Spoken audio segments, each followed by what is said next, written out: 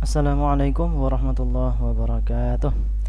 Selamat datang kembali di channel ini. Nah, bersama saya Benny dan hari ini kali ini kita akan meneruskan kembali pembahasan kita mengenai HTML, yaitu pada sub bahasan HTML entity ya. Baik, sebelumnya kita sudah belajar tentang text formatting. Nah, dan bagian ini juga cukup penting ya, tidak kalah pentingnya dengan materi yang sebelum-sebelumnya. Jadi apa itu HTML entity? Nah, teman-teman, kalau teman-teman pernah mencoba ya, kalau teman-teman pengen menampilkan simbol ini, kurung buka dan kurung tutup sudut ini ya, di dalam HTML, misalnya menampilkan di sini, pas di code editor ini, kira-kira bisa nggak ya? Saya yakin apakah bisa atau tidak gitu ya. Contoh-contoh, kita akan langsung contohkan aja kenapa kita perlu mempelajari entity ini ya.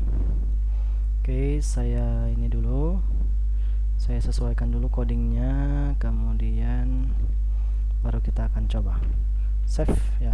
Ini belum ada apa-apa ya, ini biasa.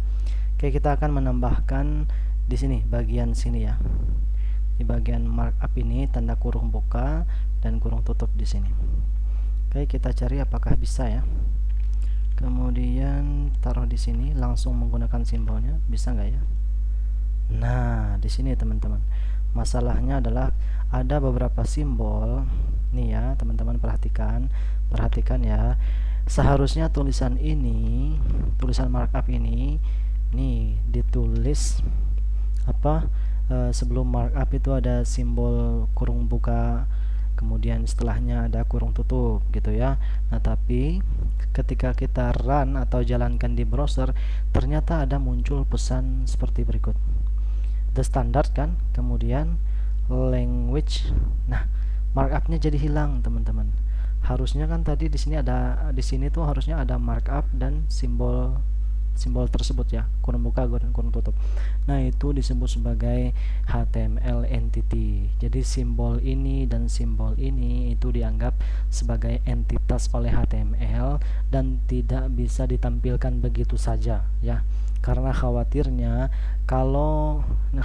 nanti tulisan yang berada di dalam simbol kurung buka dan kurung tutup ini dianggap sebagai tag oleh HTML, dianggap sebagai sintaks ya, sehingga kan markup ini kan nggak ada sintaksnya di HTML kan, sehingga tampilannya menjadi error. Nah, gitu teman-teman, maksudnya pentingnya kita belajar HTML entity, bahwa tidak semua karakter, khususnya simbol-simbol ini ya, simbol-simbol ini nggak bisa langsung ditampilkan dengan mengetikkan karakternya di code editor gitu ya.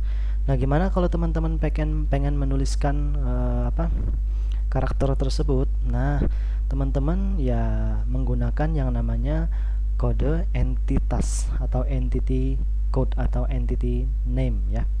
Boleh menggunakan yang ini, nih, simbol less than atau kurang dari ya. Dia menggunakan yang ini, copy nih. Oke, kita perhatikan aja ya. Kemudian kita pengen letaknya di sini kan, paste. Kemudian satunya lagi copy dan paste di sini. Nanti seharusnya kalau di save kita jalankan di sini, nah hasilnya baru benar. Gitu ya teman-teman. Jadi ada beberapa karakter yang sensitif bagi HTML dan nggak bisa ditampilkan begitu saja oleh HTML kecuali menggunakan kode yang sudah disepakati ya. Oke, saya akan jelaskan mengenai entitas ini. Entitas adalah simbol-simbol tertentu yang harus digantikan dengan simbol atau karakter tertentu ya, yang harus digantikan dengan kode ya, kode entitas. Nah, simbol-simbol tersebut antara lain teman-teman, di sini tanda spasi ya. Spasi itu namanya non breaking space, singkatan dari N, BSP. N itu non, B itu breaking, SP itu space. Kita bisa pakai ini atau ini sama aja ya, nggak masalah. Contoh kayak tadi, kalau kita pengen pakai kode yang ini maupun kode yang ini ya tinggal ditaruh kodenya di sini. Hasilnya tetap sama, menampilkan kurung kurung buka dan kurung tutup ini ya. Nah, begitu teman-teman. Nah, selanjutnya bukan cuma ini nih, guna dari NBSP ini ya. Jadi yang kita pakai adalah yang ini, saya copy dulu. Gunanya untuk apa? Nih, saya tunjukkan ya.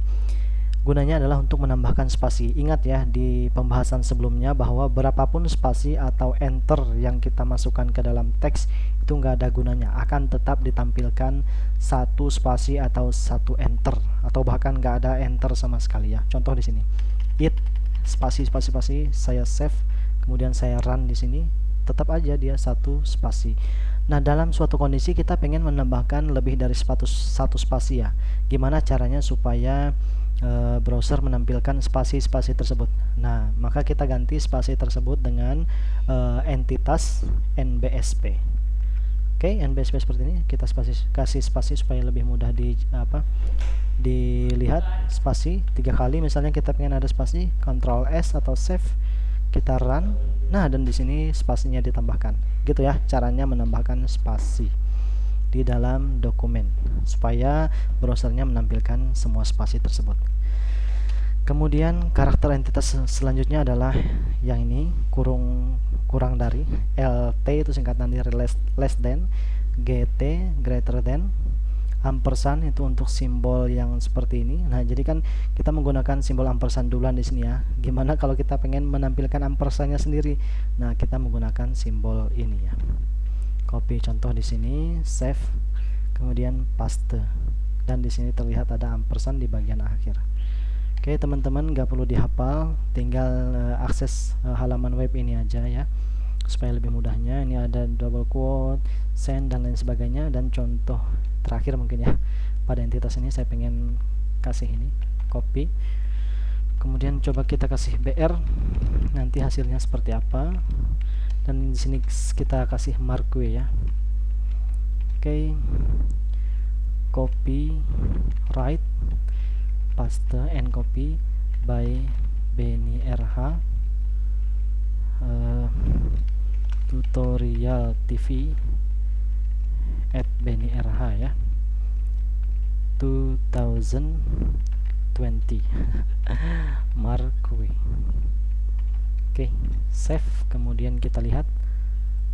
Oke, nah jadi seperti ini. Entitas ini diganti dengan simbol copyright ini ya. Nah, seperti itu teman-teman cara kerja entitas. Nah, jadi dengan adanya pembahasan ini, saya berharap teman-teman kedepannya bisa lebih lebih memahami lagi mengenai HTML. Nah, karena kalau nggak dipahami ini, siapa tahu teman-teman kebingungan, kenapa ini tulisannya salah, harusnya munculnya ada kalimat ini, oh ternyata harus pakai entitas. Nah, gitu ya. Oke, untuk entitas ini ada banyak, kalau nggak salah, jadi teman-teman bisa cari referensinya ya. Selain simbol-simbol ini masih ada simbol yang lain ya. Oke, kemudian catatan juga. Ini kan hurufnya kecil semua ya. Kalau C-nya, O-nya, P atau Y-nya, salah satu atau semuanya huruf besar, nanti simbol ini nggak akan muncul ya. Jadi harus sama tulisannya dengan yang ada di sini. Baik, kemudian teman-teman, selain entitas itu ada, tadi saya pengen sampaikan ini ya, quotation. Nah, quotation ini juga cukup menarik untuk kita belajar ya. Gunanya untuk apa? Nih kita perhatikan di sini. Ya, kita perhatikan di sini. Nah, kalau sesuatu yang jadi gini, tag untuk mencatut ya, sebenarnya mencatut itu ada beberapa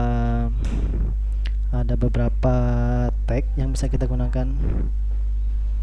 Nah, ada block quote, ada Q ini singkatan dari quote, ada ABBR abbreviation ya, singkatan dari abbreviation, ada address, ada site, ada BDO. Ini adalah tag yang digunakan untuk kuotasi dan citasi. Nah, gitu. Karena apa? Karena di web itu guna web kan menyampaikan informasi ya. Informasi itu salah satu bentuknya ditampilkan dalam bentuk kuotasi seperti ini teman-teman. Nah, jadi kalau kita ingin menampilkan teks dalam bentuk kuotasi seperti ini, nah HTML sudah menyediakan tagnya, yaitu bisa pakai block quote, bisa pakai tag Q atau tag ABBR, address, site, atau BDO. Kita coba satu-satu tagnya ya. Untuk yang block quote ini gunanya untuk mensitasi satu buah paragraf seperti ini. Contohnya ya, saya copy ini, kemudian kita ke coding yang ini ya, coding yang punya kita. Saya paste aja ya, teman-teman boleh di copy paste ya, karena untuk menghemat waktu juga sih saya ini. Oke, block quote nih, kita akan menampilkan tulisan ini dalam format block quote. Nanti hasilnya seperti apa? Save, kemudian refresh ini. Nah ya gitu ya, bisa dilihat bedanya.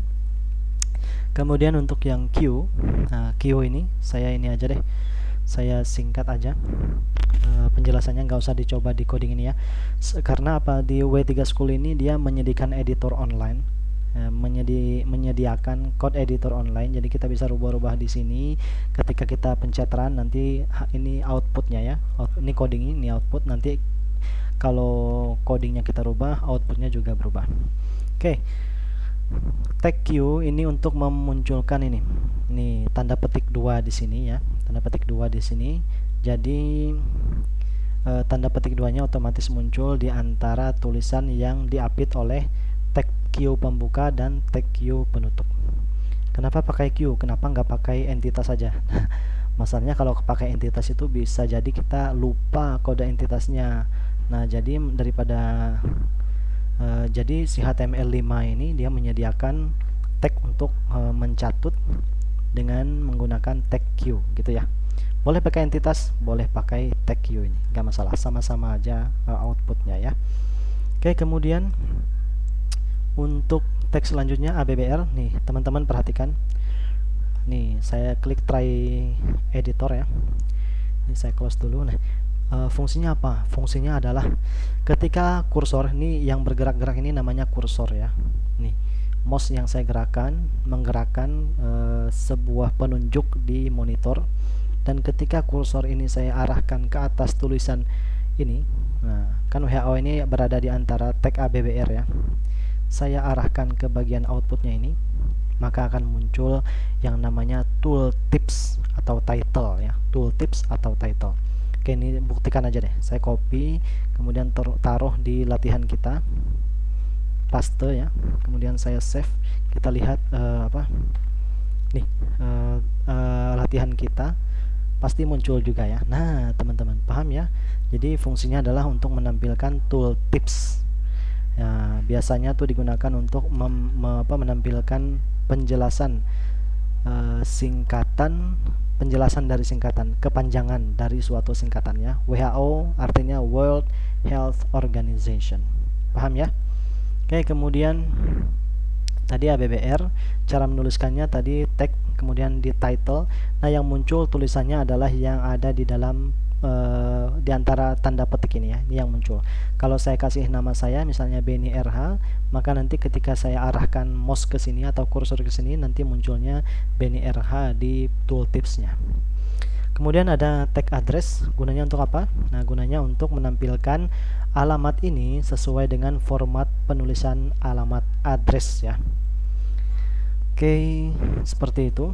Nih, apakah perlu gitu ya? Nah, tergantung teman-teman ya. Tapi biasanya ya disarankan kalau untuk alamat rumah itu memang ditulis dalam bentuk address ini, karena nanti ada efeknya ya, ketika bisa jadi efeknya itu ketika dicari di search engine. Nah, nanti tag yang ada addressnya ini akan ditampilkan dengan format tertentu oleh search engine, salah satunya Google. Nah, gitu ya. Jadi nggak ada salahnya kalau kita menggunakan address untuk menampilkan tulisan alamat. Kalau pakai P juga nggak masalah, tag P nggak masalah, atau nggak pakai tag sama sekali, kita menggunakan BR juga nggak masalah ya. Yang penting sesuai dengan kebutuhan kita. Oke, kemudian ada site. Site ini untuk mencatut juga. Contoh ya, site. Nah, di sini describe. Nah, tulisannya akan ditulis dalam garis miring. Fungsinya sama kayak italic atau emphasize ya. Tag italic sama emphasize di tutorial lalu. Jadi tulisan kita akan di garis miring, dijadikan bukan garis miring, huruf miring gitu ya. Oke, kemudian BDO ini apa? Teman-teman lihat.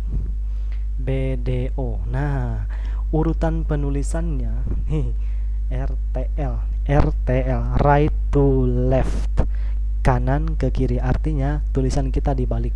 Dari tulisan yang awalnya huruf tulisan itu ditulis dari kiri ke kanan, ini ditulisnya dari kiri ke kanan. Jadi huruf awalnya ini ditaruh di kanan dan seterusnya sampai huruf akhirnya di sebelah kiri.